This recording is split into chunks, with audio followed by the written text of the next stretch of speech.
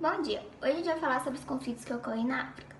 Eles são basicamente motivados por disputas territoriais, golpes de estados que geram crises políticas, rivalidades tribais motivadas por questões étnicas ou religiosas, disputas por água e recursos minerais e imersão do povo na miséria.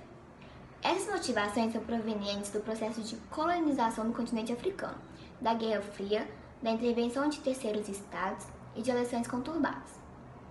Os principais conflitos que ocorrem na África acontecem nos países Sudão e Sudão do Sul, Nigéria, Ruanda, Mali, Burundi, República Democrática do Congo e Angola. A gente vai falar sobre cada um desses conflitos que ocorrem nesses países. Bom dia, meu nome é Sara e hoje eu vou falar um pouco sobre o Sudão e Sudão Sul, região africana que é um dos principais focos de tensão no continente. A região é marcada por diversos conflitos e guerras civis. Um dos primeiros conflitos foi a Guerra Civil Sudanesa. A causa dessa guerra foi a vontade da separação entre a região sul e o Sudão Norte. Acabou com um tratado chamado Addis Abeba. Esse tratado fornecia um pouco mais de independência e autonomia para a região sul. Foram dizimadas 500 mil de pessoas. Esse tratado durou temporariamente, que logo houve a Segunda Guerra Civil Sudanesa. Foi outro conflito bélico entre a região sul e o Sudão Norte.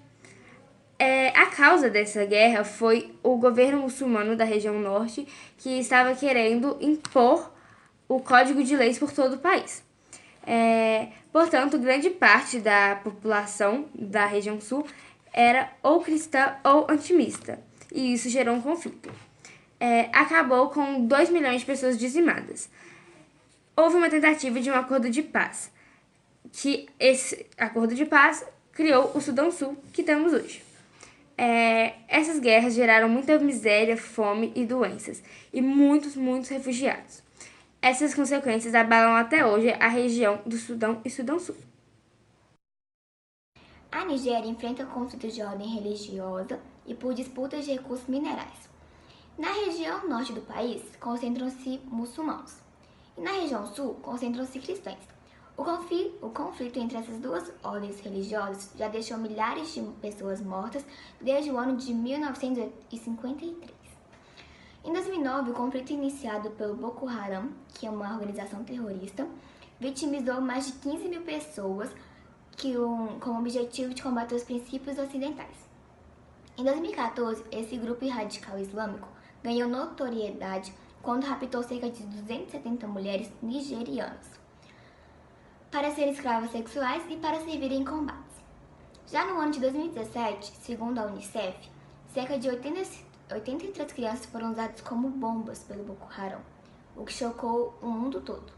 Vale lembrar também que esse ano, em fevereiro, o Boko Haram ele invadiu uma escola num país da África, não sei qual que é, e sequestrou 110 meninas, que parece que até hoje não voltaram para casa. As meninas tinham cerca de 14 e 15 anos.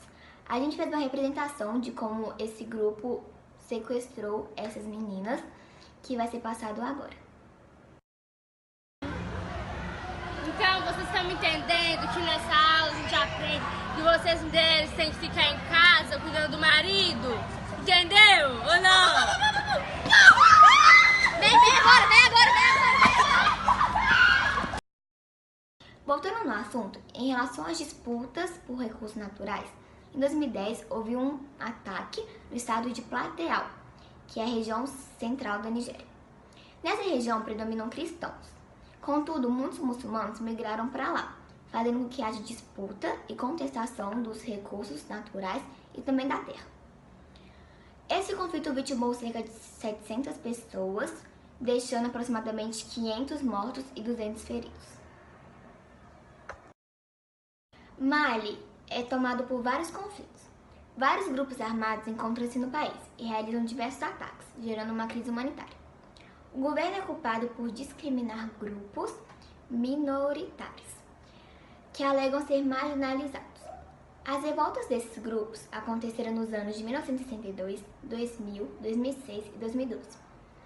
No território de Mali, já existe uma missão de paz da ONU por meio da Operação Organização das Nações Unidas de Estabilização Multidimensional Integrada no Mali. Os conflitos que pairam no Congo perpassam questões políticas, econômicas, étnicas e culturais. A República Democrática do Congo enfrentou diversos golpes de Estado e governos ditadores. A ONU já estabeleceu sem sucesso 3 missões de paz nesse território. Os atuais conflitos envolvem principalmente disputas de poder na política e na economia. No país, há a presença de diversos grupos armados. Os conflitos no Congo iniciaram-se em 1996 e são provenientes do genocídio de Ruanda, no qual Hutus mataram cerca de 800 mil pessoas e seguiram para a República Democrática do Congo. Os Tutsis também migraram para Ruanda com medo de uma nova ofensiva. Após o intenso fluxo migratório, os Tutsis novamente começaram a sofrer represálias por parte dos congoleses e também dos Hutus. Esse cenário deu origem à Primeira Guerra do Congo, no qual os Tutsis voltaram ao poder por meio de Laurent Kabila, acreditavam que era necessário rebelarem-se contra os Hutus, envolvendo nessa represália todos os países constituídos por essa etnia. Kabila teve dificuldades para governar e, sem apoio político, passou a enfrentar o descontentamento dos Tutsis, que cobravam o cumprimento das promessas feitas pelo presidente do Congo. Para demonstrar controle e proteger os Tutsis, Kabila expulsou tropas de Ruanda e Uganda, dando início à Segunda Guerra do Congo, que só cessou em 2002 com a intervenção das Nações Unidas. Eu vou falar um pouco sobre a Ruanda. A Ruanda é um país do centro-oriental da África, formado por 2 grupos étnicos, os Hutus e os Tutsis, uma minoria que dominou o país por um longo período. Desde a colonização, acentuou-se uma grande rivalidade entre os 2 povos, os Hutus e os Tutsis. Entre os anos de 1990 e 1994, ocorreu a Guerra Civil de Ruanda. Nessa época, a oposição formada pelos Tutsis atacou as tropas do governo, cujo presidente era Juvenal Habyarimana, dos Hutus.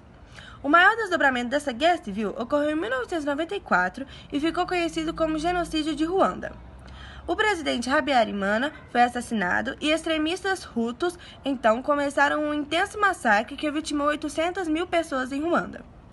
Atualmente, como forma de evitar outros conflitos, é ilegal falar sobre etnia no país e o genocídio, além de dizimar o país, empobreceu ainda mais a população que vive em estado de miséria.